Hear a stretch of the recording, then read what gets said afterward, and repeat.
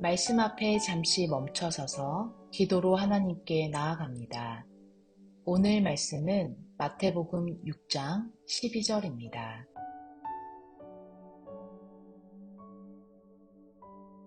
우리가 우리에게 죄 지은 자를 사하여 준 것 같이 우리 죄를 사하여 주시옵고. 예수님은 우리의 가장 근본적인 필요를 다루십니다. 그것은 바로 용서입니다. 기도하는 우리는 하나님의 은혜 없이는 설 수 없는 죄인이며 매일 주님의 자비와 긍휼이 필요합니다. 그런데 예수님은 여기서 한 걸음 더 나아가 하나님의 용서와 우리의 용서를 연결하셨습니다. 우리가 우리에게 죄 지은 자를 사하여 준 것 같이 라는 기도는 하나님의 용서를 경험한 자라면 반드시 이웃을 용서하는 삶으로 나아가야 함을 보여줍니다. 이는 조건이 아니라 복음의 자연스러운 열매입니다. 문제는 우리의 현실입니다. 용서하지 못하는 마음이 우리 안에 깊이 자리합니다. 상처와 배신, 오해와 원망이 쌓이면서 우리는 여전히 과거에 묶여 살아가곤 합니다. 용서하지 않으면 상대방이 아니라 내가 그 사람에게 묶여있는 상태가 됩니다. 용서는 상대방을 풀어주는 것 같지만 사실은 나 자신을 자유롭게 하는 길입니다. 하나님의 은혜를 깊이 경험할 때 그 은혜가 나를 풀어내고 그 자유가 다른 이를 용서할 힘으로 이어집니다. 용서는 결코 쉽지 않습니다. 때로는 정의를 무너뜨리는 것처럼 보이고 나만 손해보는 것처럼 느껴지기도 합니다. 하지만 용서는 하나님의 나라를 이 땅 가운데 드러내는 십자가의 방식입니다. 주님께서 우리 죄를 십자가에서 사하셨듯이 우리 또한 그 은혜에 힘입어 서로를 용납하고 품을 때 하나님의 나라가 현실 속에서 드러납니다. 오늘의 기도는 이렇게 묻습니다. 나는 하나님의 용서를 진정으로 경험했는지, 그렇다면 나는 이웃을 향한 용서의 길을 선택하고 있는지, 오늘도 주님의 자비를 깊이 체험하고 그 용서를 흘려보내는 자로 서기를 소망합니다.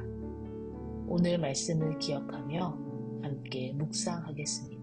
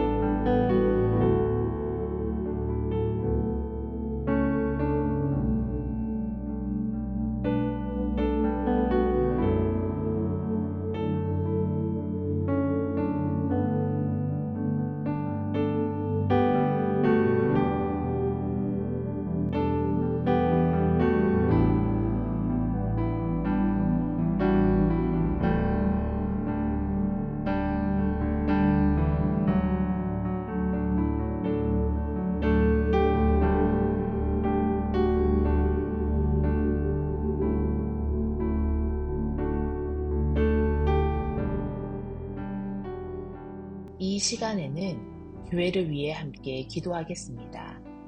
주님, 하나님의 용서를 경험한 교회가 이 세상 속에서 그 용서를 흘려보내는 공동체가 되게 하소서. 서로의 다름과 상처 때문에 분열하고 갈라서는 것이 아니라 주님이 먼저 우리를 용서하신 그 은혜를 붙들고 화해의 길을 걷게 하옵소서. 교회가 세상 앞에서 분노와 다툼의 공동체가 아니라 화해와 평화를 증언하는 공동체가 되게 하시기를. 제단 앞에 예배를 드리면서도 형제를 미워한 채 머무르지 않고 먼저 화목을 이루고 돌아와 참된 예배를 드리게 하시기를. 주님, 교회 안의 미움과 분열이 끊어지고 세상 속에 사랑과 화해의 증인이 되게 하여 주옵소서. 오늘도 십자가의 용서를 기억하며 용서를 흘려보내는 교회 되기를 함께 기도하겠습니다.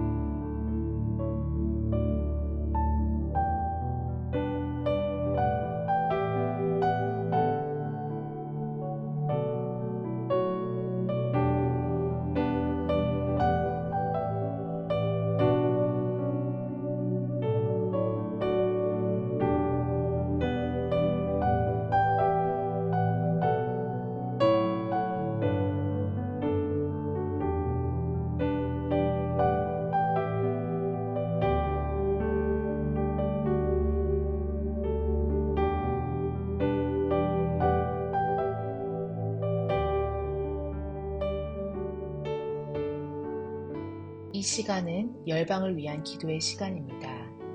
오늘은 남미 서북부에 위치한 에콰도르를 위해 기도하겠습니다. 이 나라는 최근 연료 보조금 철폐로 촉발된 시위와 사회적 긴장이 확산되고 있습니다. 원주민 공동체와 시민들이 거리로 나서 권리를 외치지만 정부는 비상사태와 강경 조치로 맞서며 갈등이 깊어지고 있습니다. 또한 마약 밀매와 범죄 조직의 폭력이 확산되며 정부는 내부 무장 갈등 상태를 선포했고 곳곳에서 군사적 통제가 강화되고 있습니다. 이 과정에서 표현의 자유와 인권 침해 우려도 커지고 있으며 환경보호 운동가들의 희생과 원주민 공동체의 억압이 이어지고 있습니다. 우리는 기억합니다. 하나님의 나라는 무력이나 억압이 아니라 정의와 평화로 세워집니다. 그러나 지금 에콰도르는 불의와 폭력이 뒤섞여 가장 가난하고 약한 이들이 고통받는 현실을 마주하고 있습니다. 주님, 이 땅의 눈물을 기억해 주시기를, 권력과 군사력이 아니라 하나님의 통치가 임하게 하시기를, 원주민 공동체와 가난한 자들의 외침이 외면당하지 않게 하시고 억압과 탐욕 속에서 무너지는 생명이 아니라 정의와 자비로 세워지는 공동체가 되게 하소서. 이어서 하나님께서 개인에게 주신 중보 제목으로 계속 기도하겠습니다.